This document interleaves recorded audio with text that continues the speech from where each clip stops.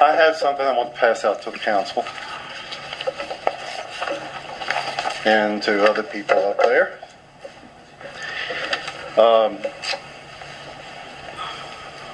I am proud of the people who have come here tonight. Thank you. Stand up and take a break. Stand up. Sir, I am privileged to be a citizen of Newport News.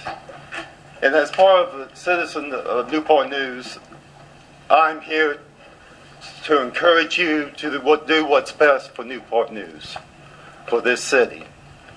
Not for a developer from Norfolk, not for a former mayor, not for a handful of people, but do what's best for the entire community. We have a gem, GEM, in that park. It's an asset that cannot be replaced. If you think of how many thousands of houses there are on Newport News, just adding a couple of hundred more is not going to change the tax base any. Matter of fact, residential housing does not make money. For the most part, it's a loser.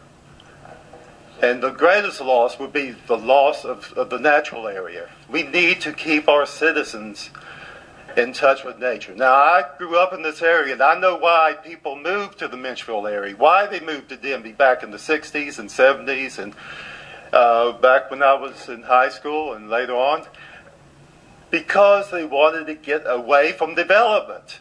And now we are trying to make all of the city overdeveloped.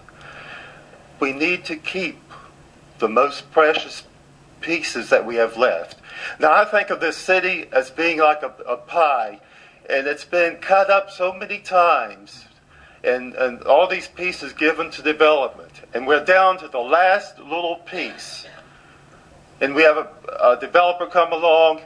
He says he's willing to leave us a little buffer, like a little crust of a pie. That's all he's willing to leave us.